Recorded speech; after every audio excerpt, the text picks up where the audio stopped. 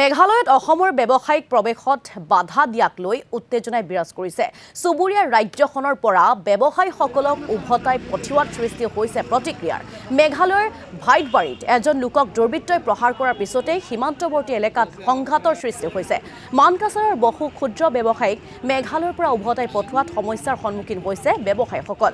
সন্দেহৰ ভিত্তিতেই অসমৰ ব্যৱসায়ীক মেঘালয়ৰ প্ৰৱেশত বাধা দিয়াত অসন্তুষ্টি প্ৰকাশ অসমৰ কেইবাটাও সংগঠনৰ। এই ক্ষেত্ৰত বিবাদ মীমাংসাৰ বাবে আৰক্ষী অধীক্ষকক দাবী জনাইছে সংগঠনকেইটাৰ। আমি আপোনালোকক দৃশ্যাংশ দেখুৱাই আছোঁ। উত্তেজনাই বিৰাজ কৰা দেখিবলৈ পোৱা গৈছে। বৰ্তমানো চেপা উত্তেজনাই বিৰাজ কৰিছে সমগ্ৰ অঞ্চলটোত। মেঘালয়ত অসমৰ ব্যৱসায়িক প্ৰৱেশত বাধা দিয়াক লৈ উত্তেজনা। চুবুৰীয়া ৰাজ্যখনৰ পৰা ব্যৱসায়ীসকলক উভতাই পঠিয়াইছে। গতিকে সেই বিষয়টোক লৈ এতিয়া প্ৰতিক্ৰিয়াৰ সৃষ্টি হৈছে। আমি ইতিমধ্যে উল্লেখ কৰিছোঁ মেঘালয়ৰ ভাইটবাৰীত এজন লোকক দুৰ্বৃত্তই প্ৰহাৰ কৰাৰ পিছতেই সীমান্তৱৰ্তী এলেকাত সংঘাতৰ সৃষ্টি হয়। মানকাছাৰৰ বহুতো ক্ষুদ্ৰ ব্যৱসায়ী আছে যাক নেকি মেঘালয়ৰ পৰা উভতাই পঠিওৱা হৈছে। উভতাই পঠিওৱাত তেওঁলোক এতিয়া সমস্যাৰ সন্মুখীন হৈছে। সন্দেহৰ ভিত্তিতে অসমৰ ব্যৱসায়ীক মেঘালয়ত প্ৰৱেশত বাধা দিছে আৰু সেই বাধা দিয়া কাৰ্যক লৈ অসন্তুষ্টি প্ৰকাশ কৰিছে অসমৰ কেইবাটাও দল সংগঠনে। এই ক্ষেত্ৰত বিবাদ মীমাংসাৰ বাবে আৰক্ষী অধীক্ষকক দাবী জনাইছে সংগঠনৰ নেতৃবৰ্গই। মেঘালয়ৰ এটা ইনচিডেণ্ট আপোনালোকে সকলোৱে অৱগত। কেইদিনমান আগত ৰাজাপালা ভেটবাৰীত আপোনাৰ মেঘালয় ৰাজ্যৰ ভিতৰত কোনোবা এজন নন ট্ৰাইবেল মানুহ গাৰো মানুহক মাৰিছে, তাত ডেথ হৈছে বুলি আমি গম পাইছোঁ। এইটো মেঘালয় ৰাজ্যৰ ঘটনা।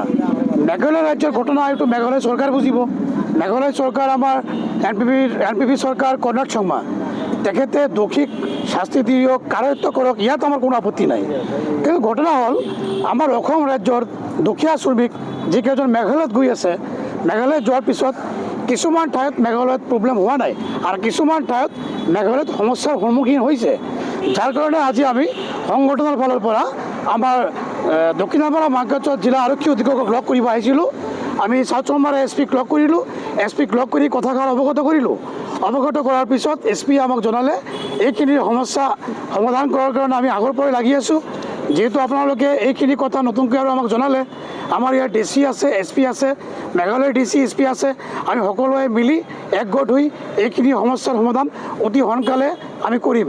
এইটো মোৰ কথা নহয়, এইটো চাউথ চলমাৰা এছ পিয়ে আমাক অৱগত কৰিলে। এতিয়া মোৰ কথা হ'ল আমি এইটো সাংবাদিক বা আজি এইটো চেনেলৰ মাধ্যমত মই মেঘালয় চৰকাৰ আৰু অসম চৰকাৰক মই অনুৰোধ কৰিছোঁ, ঘটনা মেঘালয়ৰ ঘটনা, মেঘালয় ৰাজ্যৰ ঘটনা, মেঘালয়ত কি হৈছে মেঘালয়ত তদন্ত কৰক।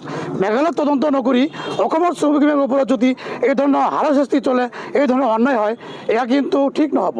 আমি অসম চৰকাৰ আৰু মেঘালয় চৰকাৰক কৈছোঁ আপোনালোকে অতি সোনকালে এইখিনি সমস্যাৰ আপোনালোকে সমাধান উলিয়াই দিয়ক।